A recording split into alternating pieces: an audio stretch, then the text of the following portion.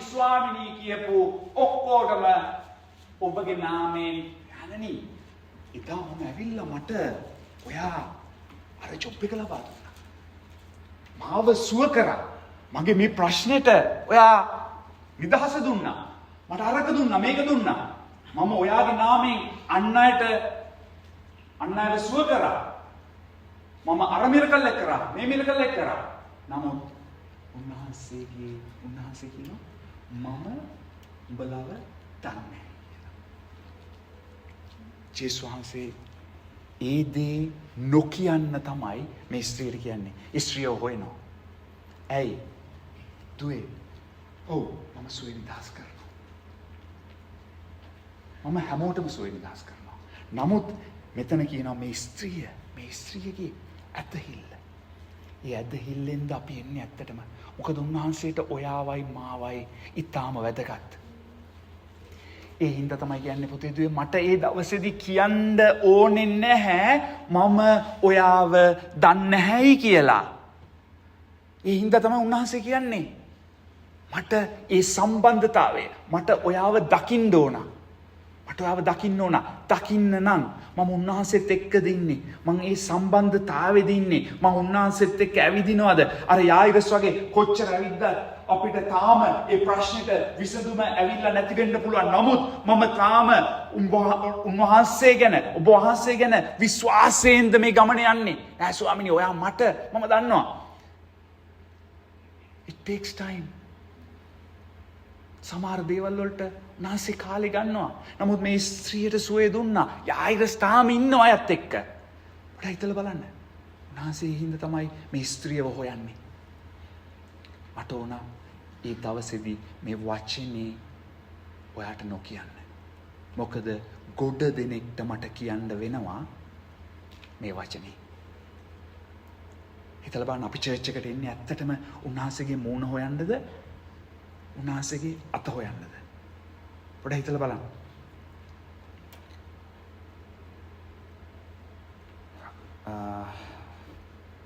right.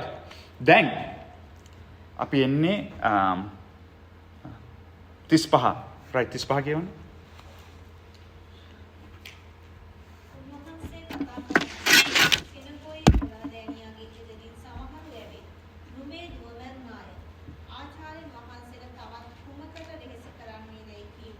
දැක්කා නේද?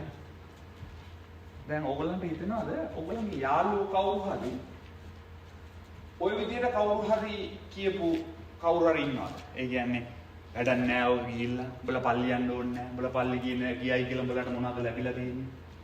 උඹලා තාම යනවා උඹලට හම්බෙලා නෑ. මොකද්ද කියන්නේ? උන්වහන්සේ කතා කරද්දී සීනගෝගේ මුලාදෑනියාගේ ගෙදරින් සමහරව ඇවිත් Jairus still walking. තාම එයා ඇවිදගෙන යනවා. නමුත් තාම උත්තරේ ලැබිලා නැහැ. ජේසුස් වහන්සේ තාම යනවා.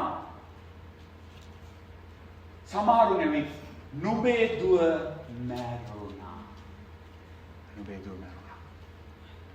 ආචාර්යන්ට තවත් කුමට වෙහෙස කරනවාද? එකින් කියන්නේ මොකක්ද? ඔයා මොකටද තවත් ඔතන ඉන්නේ? ඇයි ඔයා තාම චර්ච් එකේ ඉන්නේ? ඔයාට ප්‍රශ්නෙට උත්තරේ ලැබුණද? නෑනේ. ඔය යක්ෂයා ගේන සිතුවිලි. ඇයි ඔයාගේ මේ ගමන නවත්තන්න? ඒක මම දන්නේ කොහොම ඕගොල්ලන්ට ගේනවද? එක එක්කෙනාට ගේන විදිය වෙනස්. ඊළඟට දැන් පොඩ්ඩක් හිතලා බලන්න. මේක කියද්දි ඔතන තෝමස් මොනවා කියන්නේ නැද්ද? දැන් මම ඔයගලන්ට කියන්න ඕනේ නැද්ද? ඔයගලන්ට දැන් හරිය ඇවිල්ලා කියනවා. උන්වහන්සේ කතා කරද්දී දැන් තාම අර ස්ත්‍රියත් එක්ක කතා කර ඉන්නවා. සීනගෝගේ මුලාදෑනියා ගෙදරින් සමහරගේ වැඩි හරි. තෝමස් කියන්නේ ඇති. හරිනේ මං කිව්වා. මං කිව්වා හරිනේ. උසා ගත්තා. ටයිම් ගත්තා වැඩි. ඔතන හිටියා ජූදස්. ජූදස් මොනවා කියන්නේ නැද්ද? ජූදස් කියන්නේ කවුද? ජූදස් කාරියස් එයාගේ තනතුර මොකද්ද? ජූදස්ගේ තනතුර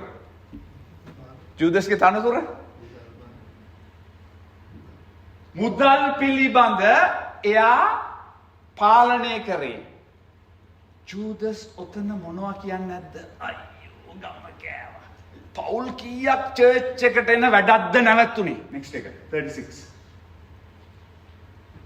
නමුත් ජේසුස් වහන්සේ ඒ කීම නොසලකා ඉංග්‍රීසියෙන් කියනවා ජීසස් යායිරස්ට කියනවා ඉග්නෝ කරන්න කියලා. මේක අහන්න එපා. ඒ දේම තමයි ඔයාට මට ජේසුස් වහන්සේ කියන්නේ. ඔය දේ කියද්දි ඇයි ඔයා චර්ච් එකේ තාම? ඇයි තාම ඔයාගේ ඇදහිල්ලෙන් මේ ගමන යන්නේ? ඔයාට තාම ලැබිච්ච දෙයක් නැහැ. කොහො ඔයාගේ ජොබ් එක? කොහො ඔයාගේ ලෙඩේට සුවේ? නමුත් ඒ යක්ෂයාගේ සිතුවිලි ජේසුස් වහන්සේ මොකක්ද දෙනුත්තේ? නමුත් ජේසුස් වහන්සේ ඒ කිලිම නොසලකා. ජේසුස් වහන්සේ ආයෙත් කියනවා ඉග්නෝ. මේක අමතක. ඔය දේවල් අහන්න එපා. ඔය දේ තමයි ඔයාටයි මටයි ජේසුස් වහන්සේ කියන්නේ අද. මේ දේ අහන්න එපා. ඔය දේවල් අහන්න එපා. ඇයි? සීතුගේ මුලාදෑනියට කතා කොට බය නොවි ඇදහිල්ලෙන්ම සිටින්නයි කිව්වේ. ඔන්නෝක අපේ තියනවාද? අපිට ඔය ප්‍රශ්නේදී අපි ඒ යක්ෂයා ලෝකයාගේ සෙනග කියලා කියන්නේ ඇවිල්ලා යක්ෂයා පාලනය කරන සෙනග. ඒගොල්ලන්ගේ කීම අහලා අපි උන්වහන්සේත් එක්ක පටන් ගත්ත ගමන නවතිනවද? එහෙම නැත්නම් ඇදහිල්ලෙන් නෑ ස්වාමිනී. මට විශ්වාසයි. ඔයා තමයි මේ ලෝකෙම එව්වේ. ඔයා තමයි සිටින්නා වූ මතුවෙන්නා වූ දෙවියන් වහන්සේ. මම ඔයා ගැන තමයි විශ්වාසයෙන් ඉන්නේ. ප්‍රශ්නයක් නැහැ. ඔයා මේ ප්‍රශ්නේදී මට උත්තරේ ලැබුණ නැත්තම් මම දන්නවා how the stories end. මේ කතාවේ අවසානය මොකද්ද කියලා මම දන්නවා. මට මොන දේ ලැබුණ නැතුණත් මම ස්වර්ගයේ වතකින් යනවා. ඒක මට ඉතාම මොකද උන්වහන්සේ ඇත්තටම පුදුම විදියට අපි ගැන සලකන දෙවියන් වහන්සේ. අපි ගැන ඉවසගෙන ඉන්න දෙවියන් වහන්සේ. හිතලවන්න උන්වහන්සේ කියනවා උඹ ඔයාටයි මටයි අද දෙන උත්තරේ තමයි මේ ප්‍රශ්නයක් තියාගෙන කවුරු හරි ඉන්නවනම් ඇදහිල්ලෙන් ඉන්න. ඇදහිල්ලෙන්ම ඉන්න. මම මේ ප්‍රශ්නෙට විසඳුම ඉක්මනටම ගේනවා. මොකද Jairus still walking. Right. ඔන්න දැන් Jairus පටන් ගත්ත ගමන අපේ ජීවිතේත් අපි උන්වහන්සේත් එක්ක පටන් ගත්ත ගමන මේ ගමන අතරමැද අපිට එක ඩිලේස් වුණා ප්‍රශ්න වුණා. නමුත් දැන් ජේසුස් වහන්සේ Jairusගේ ගෙදර ජේසුස් වහන්සේට හිටියා. ජේසුස් වහන්සේගේ ළඟම ගෝලියෝ 3 දෙනෙක්. ওই 3 දෙනා ගැන අපි දන්නවනේ. අපි අහලා තියෙනවා. ජේසුස් වහන්සේ මේ 3 දෙනාව අරගෙන යනවා. අපි දන්නේ ඇයි මේ 3 දෙනාව අරගෙන? මොකද ජේසුස් වහන්සේට අර 3 දෙනෙක්ව ඕනා යාඥා කරන්න. එහෙමද? අපි දන්නේ. මොකද ওই 3 දෙනාව තමයි එදා උන්වහන්සේ කුරුසගසට යන්න ඉස්සෙල්ලා උන්වහන්සේ මොකද කියන්නේ? අවදිව ඉඳ යාඥා කරන්න කියලා. මේ ත්‍රිබල හොඳට බුදි. අපි දන්න ඇත්තටම පොඩ්ඩක් හිතලා බලන්න.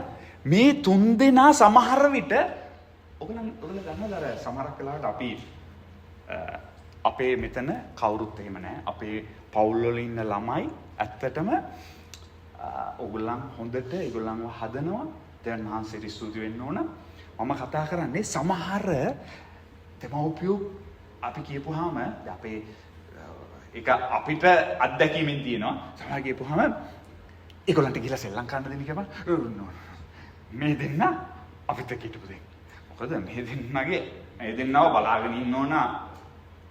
දෙන්න මෙයා ගැන ඇහැ ගහගෙන ඉන්න ඕන පොඩ්ඩක්. මෙයා මේමයි. අපි දන්නේ ජේසුස් වහන්සේ ඇත්තටම මේ 3 දෙනා ගිහිල්ලා පීට ඇවිල්ලා බැලුවොත් කෙලින්ම කටරෙන්නේ දෙයි කියලා දානවා. ජේසුස් වහන්සේ මේ 3 දෙනාව ළඟට ගත්තේ ඒක දන්නේ නැහැ. අපි දන්නේ නැහැ. නමුත් මේ 3 දෙනාව ජේසුස් වහන්සේ අරගන්නවා. right. ඊට පස්සේ මොකද්ද ජේසුස් වහන්සේ කරන්නේ? right. උන්වහන්සේ කියනවා ගෙට ඇතුළ නුඹලා ඔයගොල්ලෝ දන්නවද මේ සමාජයේ තිබ්බ ඒ දවස්වල කුලියට අරගෙන